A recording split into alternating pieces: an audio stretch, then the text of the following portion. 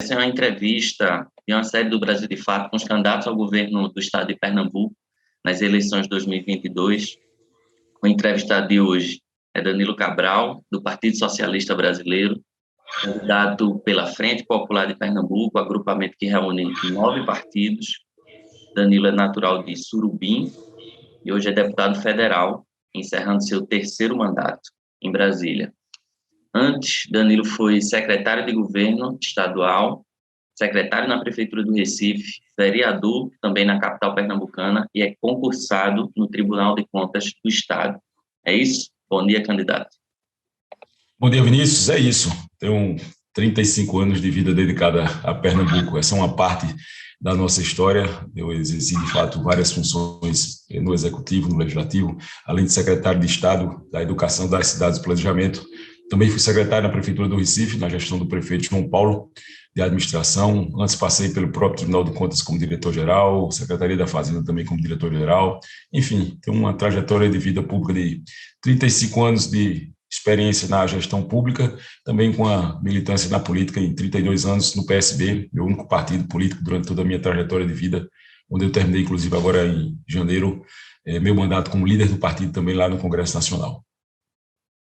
Em 2018, 2 anos antes da pandemia, aqui em Pernambuco, já havia mais de 20% da população em situação de fome moderada ou grave, de acordo com a pesquisa de orçamentos familiares do IBGE.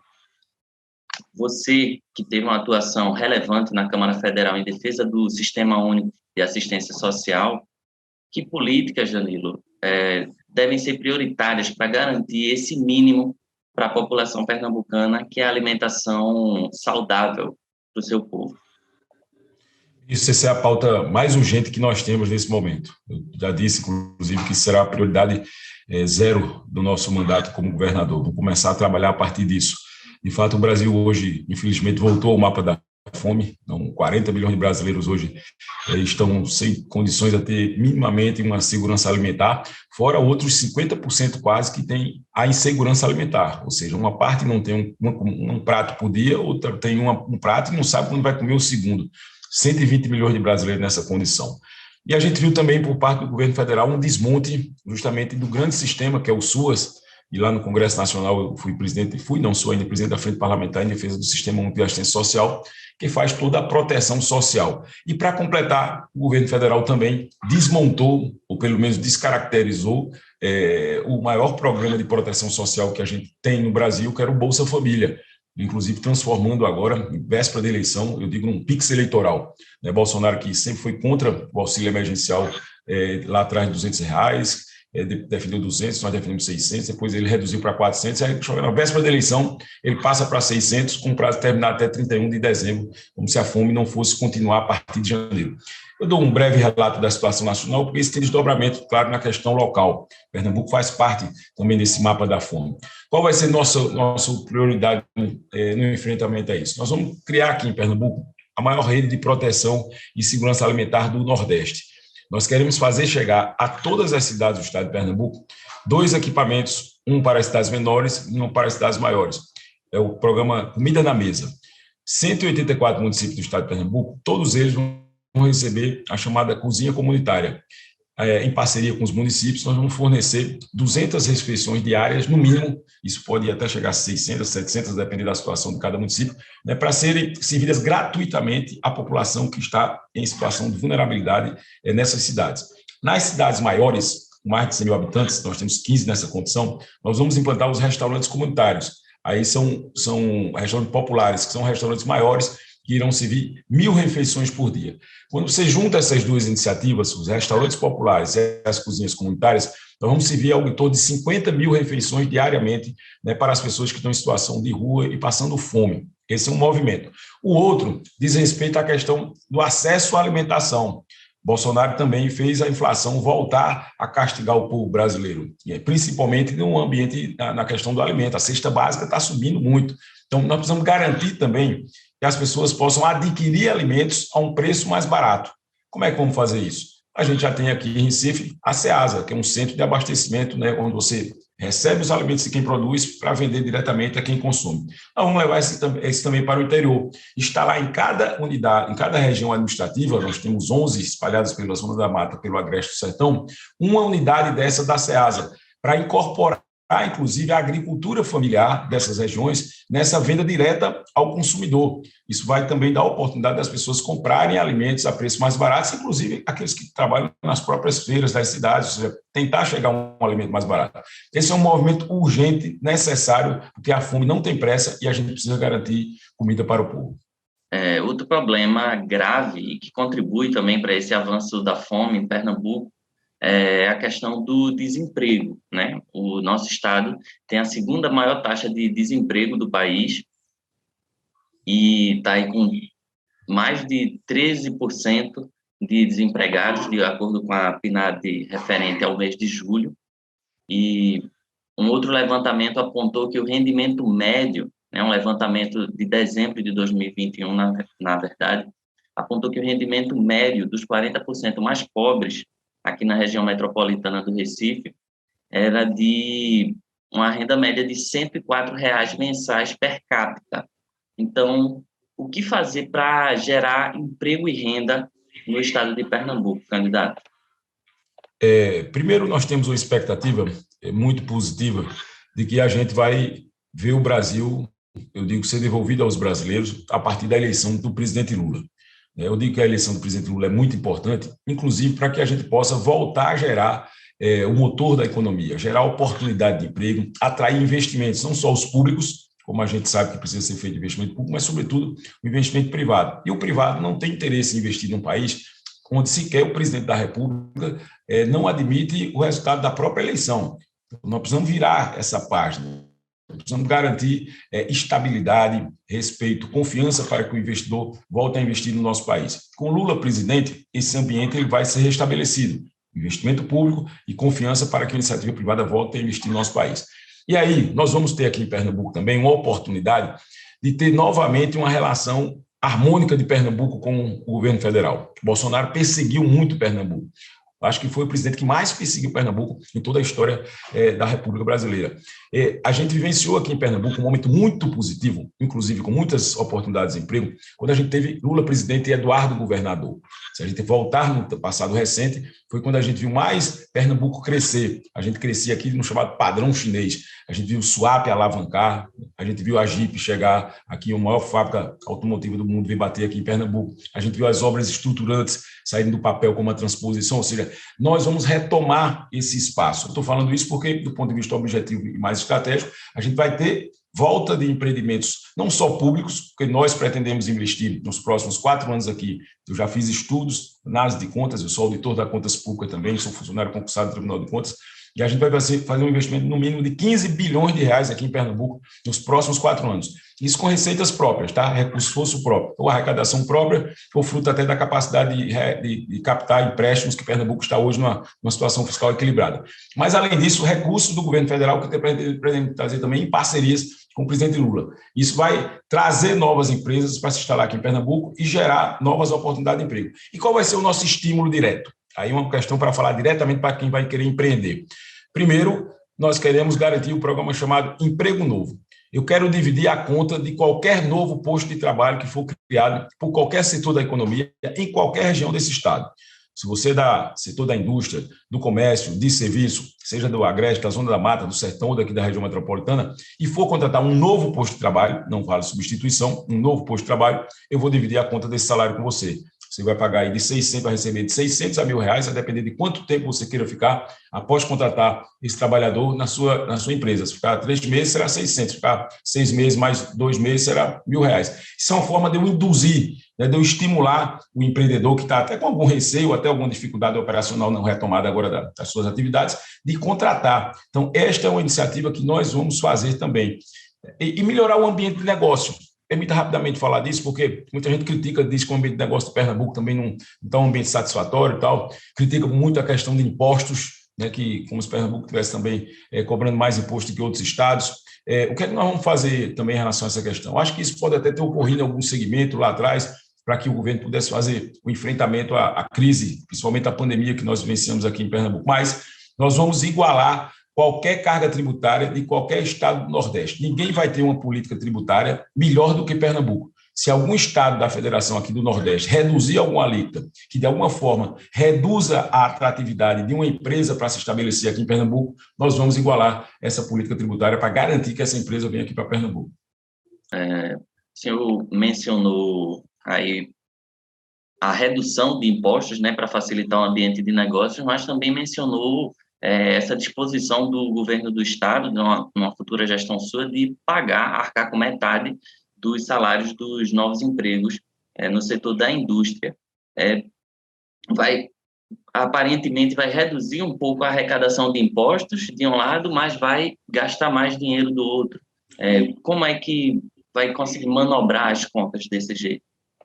Isso é possível porque nós estamos terminando um ciclo aí do governo Paulo Câmara com as contas equilibradas. O governador passou aí um tempo aí com muita dificuldade, com as crises todas que a gente vê, o isolamento do governo federal, precisou focar o investimento naquele momento, inclusive da pandemia, na preservação da vida. O Pernambuco foi o segundo estado da federação onde menos se morreu gente decorrente da pandemia. Mas superada essa etapa, a gente está aí com um volume até expressivo de investimentos. Só nesse momento, Pernambuco tem 5 bilhões de reais sendo investidos em várias áreas, na infraestrutura, na educação, abastecimento de água, e o estado está equilibrado. Ele tanto está equilibrado que quando nós mudamos a avaliação da Secretaria do Tesouro Nacional, que vê o nível de endividamento dos estados e sua capacidade de gasto. A gente tinha uma letra lá, um ranking que eles botam A, B, C, D, E, a gente agora está no item B. Isso permite que a gente faça captação de forma objetiva de até 8% da nossa receita corrente líquida. Pernambuco tem 30 bilhões de reais de receita corrente líquida, 8% disso dá 2 bilhões e 400 mais ou menos, no horizonte disso, isso é aquela conta dos 15 bilhões que eu te falei, e chega lá na frente com 15 bilhões de reais de investimento. Então, nos permite fazer esse duplo movimento de reequilibrar a carga tributária e o recurso que nós estamos colocando aqui, investir nas ações que são estruturantes. Esse programa de emprego, por exemplo, eu fiz conta, ele vai custar 148 milhões de reais, com a possibilidade de eu gerar com essa iniciativa 45 mil novos postos de trabalho. Só para te dar uma comparação, ano passado, 2021, você falou dos dados do CAGED, ano passado, 2021, a gente teve um bom desempenho do CAGED, foi o segundo melhor aqui, tirando o eixo sul-sudeste, foi o segundo melhor, do centro-oeste para cima foi Pernambuco, 90 mil empregos nós geramos. Ou seja, só esse movimento, eu espero gerar metade das oportunidades de emprego que foram geradas no ano passado com o CAGED. O desemprego em Pernambuco, inclusive, nesse momento está em redução, né? A gente viu que esse dado que você apresentou é de 13%,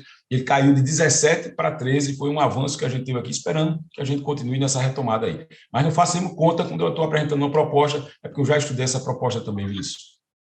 O senhor também mencionou aí a possibilidade de Lula vencendo, ampliar o investimento público, né? O ex-presidente Lula ele tem dito que, caso vença a eleição, em janeiro de 2023, vai reunir os governadores e perguntar quais são as obras prioritárias para cada estado.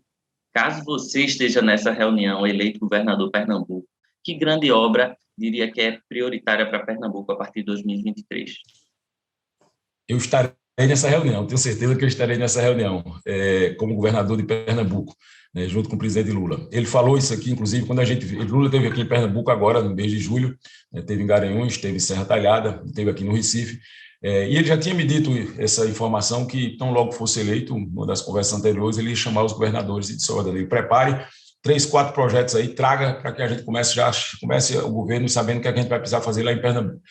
Lá em Serra, eu falei de um deles, eu vou citar 3 projetos aqui que são estruturantes para Pernambuco. Um diz respeito à duplicação da BR-232. Eu defendo que a gente tenha um desenvolvimento que chegue também ao interior, esse equilíbrio da oportunidade de chegar no interior. Eu sou um filho do interior, sou filho do Agreste, sou de Surubim, e a gente viu que a 232, quando chegou em Caruaru, as cidades da borda dali tiveram um desenvolvimento muito grande. Vitória, você passa por Vitória hoje, é aquele parque industrial que está ali, né? Chega em Moreno, chega em Bezerro, chega em Avatar, chega em Caruaru, tudo se desenvolveu. Nós precisamos levar essa 232 até Serra Talhada. Serra hoje é a segunda cidade do sertão, é um polo médico, um polo de serviço, né, a porta de entrada daquele sertão ali todo, né, e a gente vai levar essa duplicação até Serra em 2 faixas e chegando até Salgueiro com uma faixa. Isso custa 3 bilhões de reais. Pediu ao presidente, a gente pode até dividir essa conta, até disse ele assim brincando. Outra obra importante, e além de só para fechar a 232, recuperar a 232 no trecho Recife São Caetano, tá? Recife Caruaru. Ela está degradada e vai ser feita agora com um custo de 300 milhões de reais. Outra obra fundamental que nós precisamos avançar, a Transnordestina. É uma obra estruturante também para o desenvolvimento do Estado. Interligar o Salgueiro até o Porto de Suape e possibilitar que todo o escoamento da produção de Pernambuco possa também circular através da ferrovia. A 232 também vai ajudar a fazer isso, trazer ali o gesso do Araripe, trazer a fruticultura do São Francisco e tudo que está na borda dela, poder trafegar também. Mas a Transnordestina é muito importante, porque a gente tem aqui o Porto de Suape é o maior ativo que nós temos aqui. Diferentemente de Pecém, que é um porto, só um porto, aqui a gente tem um complexo industrial, onde tem muitas coisas que são feitas ali, e quando o trem vier trazer, ele leva também carga de volta. Então, o porto da Transnordestina é fundamental. E eu diria uma terceira obra que é muito importante também aqui para a região metropolitana, que é o Arco Metropolitano.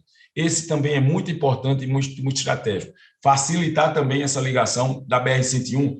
Hoje, Vinícius, de quem vem de Fortaleza até Salvador, o gargalo é aqui no Recife. A BR-101, ela travou aqui no Recife. Todos nós circulamos por ela, sabemos o que é aquilo ali. Então, o arco é fundamental para você desafogar o deslocamento daquilo que é produzido no Nordeste e facilitar o trânsito das pessoas. Além disso, claro, citando outras coisas, o Porto de Suape também vai ter todo um tratamento especial. A gente precisa devolver a autonomia ao Porto de Suape. Lá atrás a gente perdeu essa autonomia, isso é muito importante para que a gente possa também dinamizar a própria atividade ali do Porto de Suape. Essa é uma parte da agenda. Claro que muitas outras a gente pretende discutir, mas o importante é que a gente vai ter um ambiente de diálogo. Hoje não temos um ambiente de sequer conversar com o presidente Bolsonaro, até nos momentos de dificuldades. Você viu aqui quando teve as chuvas aqui, que teve aquela quantidade de vítimas que nós temos aqui na região metropolitana, o presidente veio aqui, não deu um telefonema para o prefeito, não deu um telefonema para o governador, deu um passeio de helicóptero, prometeu R$1 bilhão, não deixou nada aqui e foi embora. E, não tem diálogo. Infelizmente é isso. Eu acho que o principal ativo que a gente vai ter vai ser essa possibilidade de a gente conversar e ter solidariedade do governo federal, mais uma vez, com o Pernambuco. Nos últimos anos, a gente tem noticiado cada vez mais conflitos de terra aqui em Pernambuco, que vão desde envenenamento de comunidades através de aviões, despejando agrotóxicos, tiros, mortes, como a do menino Jonas, uma criança de 9 anos, morta numa comunidade rural na Mata Sul. E comunidades indígenas e quilombolas também passam por problemas similares. O que fazer para avançar na regularização fundiária dessas comunidades camponesas e reduzir a violência no campo no nosso estado? O principal são dois movimentos. O primeiro é ter uma leitura política, de que, de fato, nós precisamos avançar na questão da reforma agrária.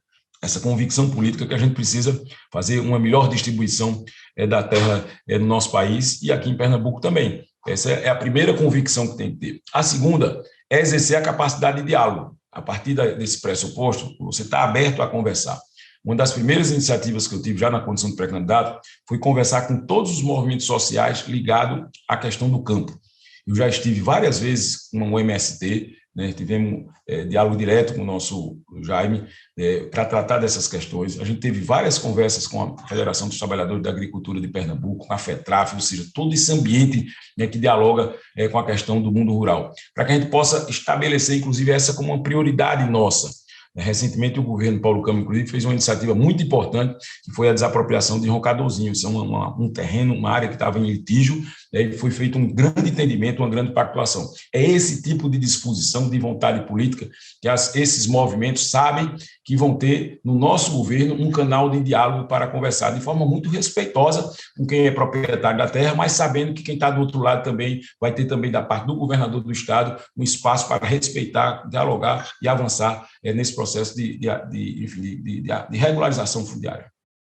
Danilo, apesar de você contar com o apoio do PT e apoio declarado do ex-presidente Lula, também enfrenta razoável rejeição entre os simpatizantes do PT. E para além das idas e vindas dessa relação entre PT e PSB aqui em Pernambuco, pesa muito o seu voto pelo impeachment de Dilma Rousseff em 2016. Já faz 6 anos, mas esse setor da militância política, do eleitorado pernambucano, tem cobrado. E os adversários, inclusive, seus adversários, têm usado isso para desgastar sua candidatura. Como você avalia esse episódio do impeachment? Olha, esse foi um fato que já foi devidamente posicionado pelo nosso partido PSB. Eu sou, como eu disse, filiado ao PSB há 32 anos, sou um militante disciplinado do nosso partido, né? Já tive muitos embates dentro do PSB, que nem sempre a minha posição ela foi predominante, mas eu faço partido em cima de um projeto político e não em função de uma questão pessoal. Tem gente que, quando tem uma derrota eventual num partido, pela sua posição não prevalecer, já sai para outro caminho, achando que, enfim, só o caminho dele deve prevalecer. Eu não faço isso. Eu estou há 32 anos no PSB, meu único partido político. E o PSB lá atrás cometeu um equívoco reconhecido já pela direção nacional do nosso partido. O processo de impeachment, a posição que nós tivemos foi uma posição errada. Isso já foi tornado público. O presidente nacional do partido, Carlos Siqueira, inclusive, também já se manifestou publicamente sobre isso. E o que nós temos nesse momento, Vinícius, é uma compreensão que a gente precisa construir e consolidar uma unidade verdadeira, porque, como disse o presidente Lula, no lançamento da candidatura, que coincidentemente foi uma frase dita pelo próprio governador Alckmin também, nós precisamos, nesse momento, juntar os divergentes para vencer os antagônicos, citando Paulo Freire, que foi o que ele citou ali, que de fato é isso, nós temos hoje um processo de antagonismo muito colocado claramente na sociedade, de ou você está do lado da defesa da democracia, ou você está do lado da exceção, ou você está do lado da barbárie, ou você está do lado da civilização. É este debate que está posto, que está juntando não é só o PT com o PSB, não. São partidos que defendem, além do campo progressista, esses valores também. Então, aqui em Pernambuco, eu não tenho problema nenhum de fazer este debate, de colocar isso de forma muito franca, transparente, né? Sabendo que a gente precisa analisar aqui em Pernambuco as alternativas que estão postas. Tá? Vamos olhar os palanques, vamos ver as posições que cada um tem na sua história.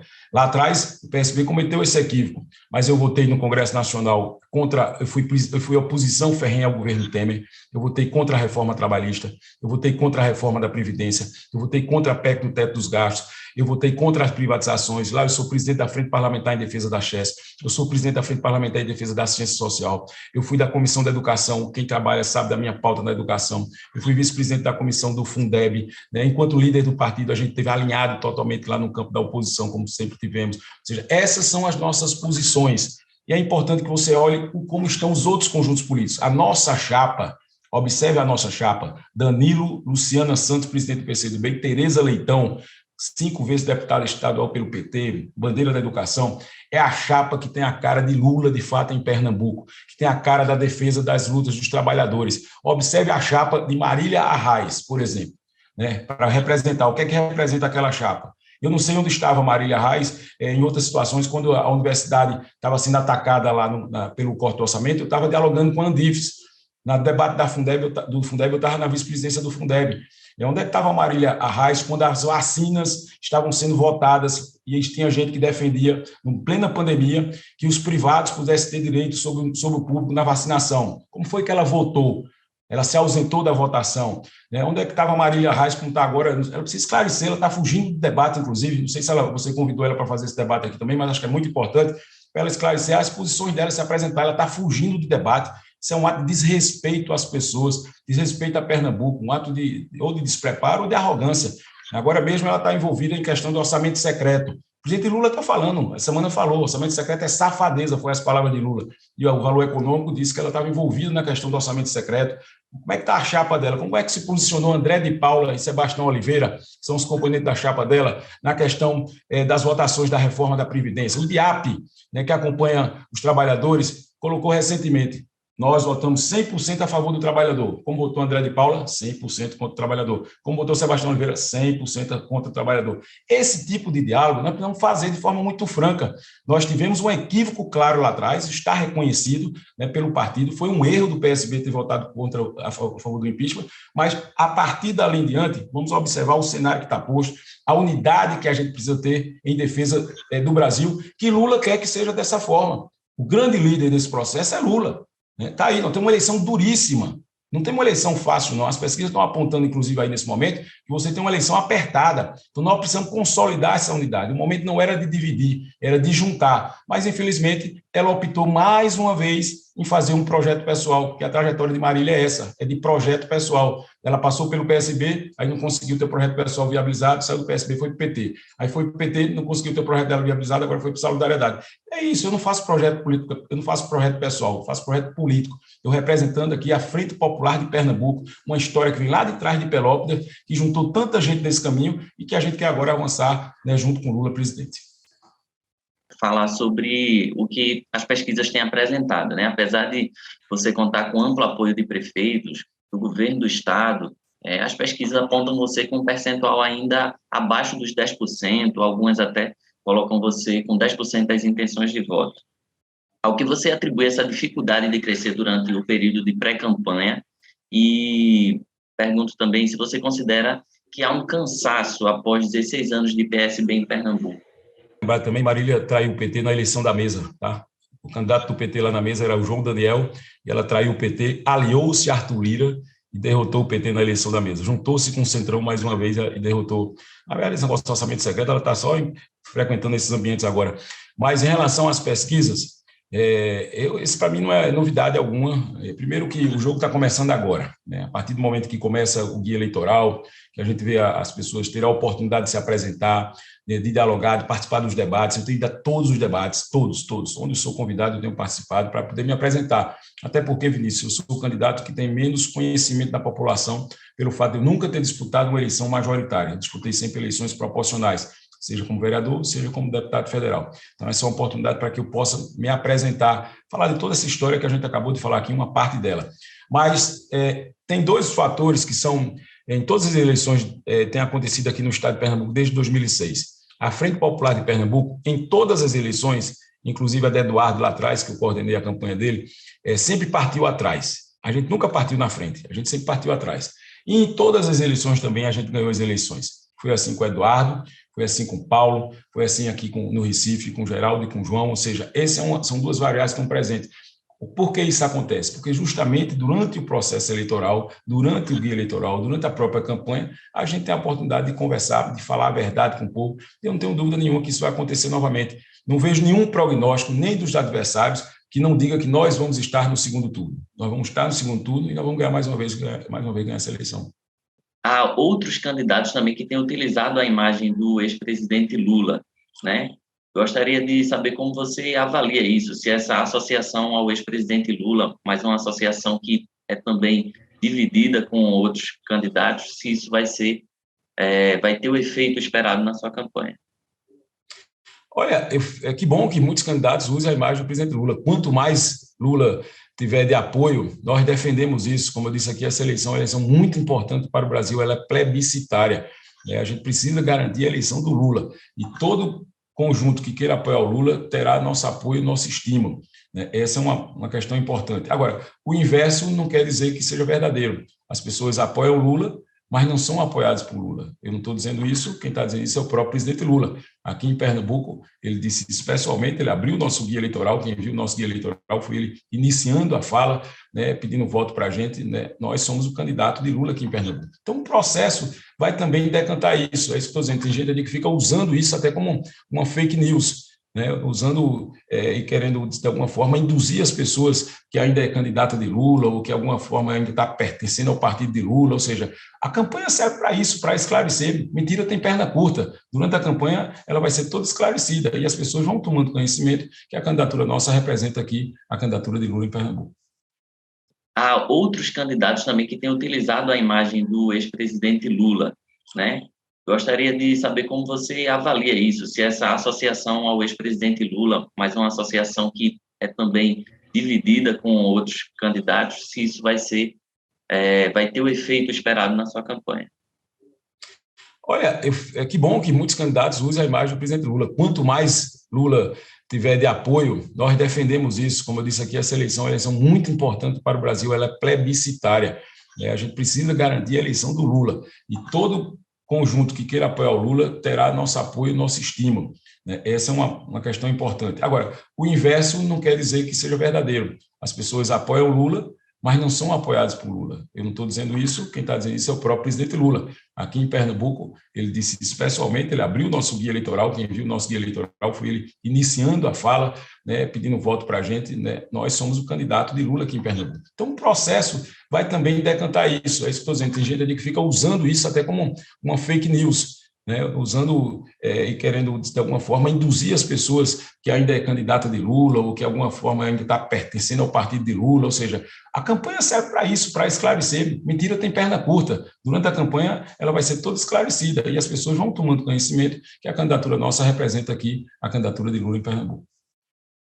Danilo Cabral, muito obrigado, viu, por essa conversa. Vinícius, obrigado aí, à disposição de vocês, né, parabéns aí pelo padrão de informação, né, que o Brasil de Fato faz, enfim, é um espaço importante nesse momento que a gente vive de tanta fake news que a gente está falando aqui, né, tem um espaço, um instrumento que produza informação de qualidade que vai ajudar, sobretudo, o cidadão nesse momento tão importante para a democracia brasileira. Parabéns, obrigado, à disposição de vocês.